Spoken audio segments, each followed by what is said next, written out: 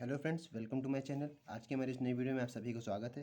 तो फ्रेंड्स, आज की जो हमारी वीडियो है वो है चैप्टर 1 वैद्युत आवेश तथा क्षेत्र। इससे पहले मैंने लेक्चर 1 बनाया था जो कि आपको हमारे इसी चैनल पे मिल जाएगा। तो आज हमारे चैप्टर 1 का लेक्चर 2 है। ठीक, इससे पहले लेक्चर 1 की वीडियो आपको मेरे चैनल पर ही मिल जाएगी। ठीक है, तो आज फ्रेंड्स हम लोग बात करेंगे आवेश का क्वांटमीकरण पे। ठीक है, आवेश का क्वांटमीकरण क्या होता है, वैद्युत आवेश तथा क्षेत्र में ही आपके चैप्टर में ये टॉपिक है।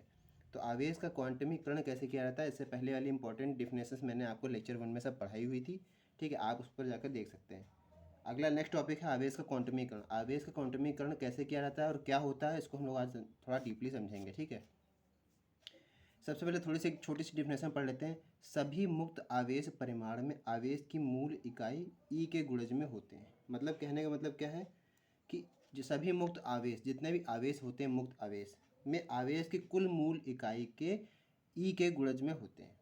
ठीक है, जितनी भी इकाई होती हैं वो ई के गुणज में जाती हैं, ई के मल्टीप्लाई में जाती हैं। या सीधी डिफिनेशन आप बोल सकते हैं, या किसी आवेशित पदार्थ पर आवेश का परिमाण मूल आवेश ई, जो मूल आवेश होता है उसका ई के परिमाण के पूर्ण गुणज के में होते हैं। ठीक है, पूर्ण गुणज में होते हैं। ठीक है, जैसे आप मान लेते हैं, इसकी हम थोड़ी बात कर लेते हैं। जैसे यहाँ पर देखिए, यहाँ पर जैसे ये हमारा क्या है, यहाँ पर कोई क्या है, इलेक्ट्रॉन है। ठीक है, क्या है, इलेक्ट्रॉन है, ई इलेक्ट्रॉन है। ठीक है, ये इलेक्ट्रॉन हो गए हमारे। ठीक है, तो यहाँ मान लेते हैं इलेक्ट्रॉन है, और इलेक्ट्रॉन, जितने भी इलेक्ट्रॉन है, कुछ भी मतलब कितने भी इलेक्ट्रॉन है, उनकी संख्या क्या है, एन है। जितने भी हमारे इलेक्ट्रॉन हैं इस आवेश में, इस कक्ष में जितने भी आप देख रहे हैं इलेक्ट्रॉन, उनकी संख्या क्या मान लेते हैं, एन। एन यानी कोई नंबर हो सकता है। ठीक है, अच्छा, हम जानते हैं कि इलेक्ट्रॉन का जो एक इलेक्ट्रॉन का जो चार्ज होता है वो क्या होता है, आपने पढ़ा होगा। एक इलेक्ट्रॉन का चार्ज होता है, यानी कि 1 इलेक्ट्रॉन है ना, 1 इलेक्ट्रॉन का जो चार्ज होता है वो होता है 1.6 गुणा 10⁻⁹ कूलम। ये होता है हमारा एक इलेक्ट्रॉन का चार्ज। ठीक, इतना होता है। तो आगे क्या कह रहा है कि जितने भी इलेक्ट्रॉन होंगे, यहाँ पर डिफिनेशन में क्या कह रहा था, सभी मुक्त आवेश परिमाण में आवेश की मूल इकाई ई के गुणन में होते हैं। ई के गुणन में ही सब कुछ होगा। जैसे मतलब क्या, मतलब कहने का है, जैसे जो भी हमारा आवेश का हम चार्ज निकालेंगे, क्वांटमीकरण करेंगे, तो क्यू होता है, क्यू यानी आवेश बताता है। ठीक है, कि ई के गुणज में होते हैं, यानी कि जो भी जितने भी इलेक्ट्रॉन होंगे, और जितने इलेक्ट्रॉन होंगे पर देखिए बहुत सारे, मतलब ये इलेक्ट्रॉन ही हैं सारे। ठीक है, ई हैं सब इलेक्ट्रॉन, और यहाँ पर जितने भी इलेक्ट्रॉन, वो नंबर ऑफ इलेक्ट्रॉन एन यहाँ लिख दिया है। तो जो हमारा आवेश डिपेंड करेगा, मतलब निर्भर करेगा किस पर करेगा, जितने इलेक्ट्रॉन हैं। ठीक है, तो आवेश हमारा डिपेंड करेगा एक इलेक्ट्रॉन में कितना आवेश, और गुणे एक मतलब इलेक्ट्रॉनों की टोटल संख्या। यही तो हमारा बताएगा आवेश की संख्या, यही हमारा टोटल आवेश का निकलेगा। इसी को हम लोग कहते हैं आवेश का क्वांटमीकरण। मतलब जितने भी, यही डिपेंड करेगा एक इलेक्ट्रॉन पर, मतलब कितना आवेश है, जो कि आवेश हमने ऊपर लिख दिया, और इलेक्ट्रॉनों की संख्या कितनी है, यही हमारा बताता है आवेश का क्वांटमीकरण, आवेश क्यू।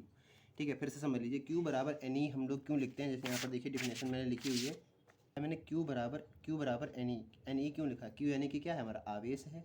ठीक है, और एन यानी ई, इलेक्ट्रॉनों में कितना मतलब चार्ज होता है, कितना आवेश होता है इलेक्ट्रॉन में, 1.6 गुणे 10⁻⁻⁹। एक आवेश में, एक इलेक्ट्रॉन में इतना चार्ज होता है, गुणे इलेक्ट्रॉनों की संख्या, जितने भी इलेक्ट्रॉन होंगे हमारे उस कक्ष में, उन पर डिपेंड करता है आवेश का क्वांटमीकरण।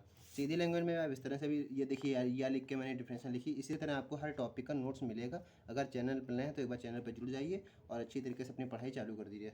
हर टॉपिक से रिलेटेड आपको इसमें वीडियो मिलेगी। ठीक है, तो यहाँ पर देखिए दूसरी डिफिनेशन यहाँ पढ़ सकते हैं, किसी आवेशित पदार्थ पर आवेश का परिमाण मूल आवेश ई के परिमाण के पूर्ण गुणज में होता है। ठीक है, क्यू बराबर एन ई, क्या लिखा, जहाँ एन क्या हो सकता है, +1 +2 +3 +4, कोई भी नंबर हो सकता है। ठीक है, एन यानी कोई भी नंबर होता है, नेचुरल नंबर है ना, 1 2 3 4 कुछ भी हो सकता है। एन बराबर क्या है, धनात्मक या ऋणात्मक पूर्णांक। देखिए लिखा है धनात्मक या ऋणात्मक पूर्णांक हो सकता है। धनात्मक है +1 +2 +3, माइनस में भी हो सकता है, ऋणात्मक यानी कि -2 -1 -3 -4 कुछ भी हो सकता है, एक्सेट्रा वगैरह। ठीक है, आगे फ्रेंड्स अगर इसको और अच्छी तरीके से समझना है तो एक क्वेश्चन को हम लोग करके देख लेते हैं, इससे आपको बिल्कुल क्लियर समझ में आ जाएगा। जैसे तो इस तरह से आपसे अति लघु और लघु प्रश्न भी बनता है। ठीक है, जैसे क्या होता है प्रश्न वन, तो प्रश्न वन आपसे क्या कह रहा है, एक पदार्थ में 100 यानी 100 इलेक्ट्रॉनों की कमी है। एक पदार्थ है कोई हमारा, उसमें 100 इलेक्ट्रॉनों की कमी है। जैसा भी हमने आपको यहाँ दिखाया था, देखिए कुछ मतलब ये पदार्थ हो सकता है, इसमें जितने भी इलेक्ट्रॉन होने चाहिए उसमें से 100 इलेक्ट्रॉन कम है। जितने भी इलेक्ट्रॉन होने चाहिए, मान लिया 10,000 होने चाहिए, 5,000 होने चाहिए, या 2,000 होने चाहिए, तो उसमें 100 इलेक्ट्रॉन कम है। तो उसमें आवेश की मात्रा एवं प्रकार समझाइए। तो उसमें हमको आवेश की मात्रा निकालना है, यानी कि हमको क्यू डिफाइन करना है। ठीक है, क्यू निकालना है और उसका प्रकार समझाना है। तो सबसे पहले क्वेश्चन को करने का तरीका क्या होता है, सबसे पहले आपको लिख लेना है जो आपको दिया गया है। तो दिया है क्या क्या दिया है, देखिए एन बराबर दिया है, देखिए 100। ठीक है, एन बराबर दिया है हमको 100 देखिए इन्वर्टेड कॉमा में मैंने ये लिखा है। n बराबर आपको 100 दिया हुआ है। ई आप जानते हैं, ई को देने की जरूरत नहीं है, हर क्वेश्चन में आपको ई की वैल्यू नहीं दी जाएगी, ये आपको ई की वैल्यू याद करके जाना पड़ेगा। ई इज इक्वल टू 1.6 गुणे 10⁻⁻19 कूलम।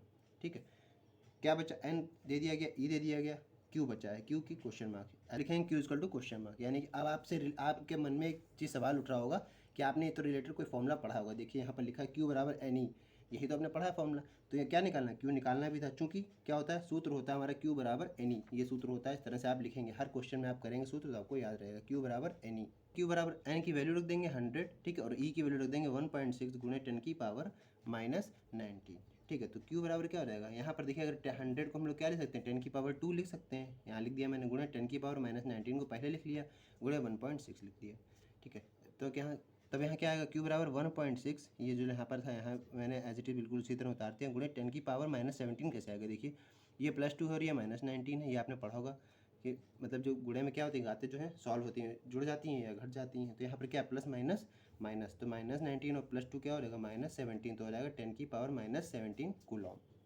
ठीक है, तो ये था हमारा वैद्युत आवेश तथा क्षेत्र का आवेश का क्वांटमीकरण टॉपिक। ठीक है, जो कि इंपॉर्टेंट था, इस पर मैंने इसीलिए सेपरेट वीडियो बनाई थी। आई होप आपको अच्छी तरीके से समझ में आ गया होगा। और फ्रेंड्स, अगर इसको आप उतारना चाहें तो अच्छी तरीके से उतार सकते हैं साफ साफ, क्योंकि इस तरह से आपको टॉपिक वाइज नोट हम देंगे लिख के। ठीक है, ये मेरे हैंड रिटन नोट हैं, इसको इस तरह से आपको हर टॉपिक के नोट मिलेंगे। ठीक है, तो फ्रेंड वीडियो अच्छा लगा हो तो वीडियो को लाइक कीजिएगा, और अगर चैनल पर नए तो चैनल पर जुड़ जाइएगा ताकि आपको आने वाली नई वीडियो मिल सके। तो फ्रेंड बस आज की वीडियो में इतना ही, मिलते हैं नेक्स्ट वीडियो में, तब तक के लिए जय हिंद।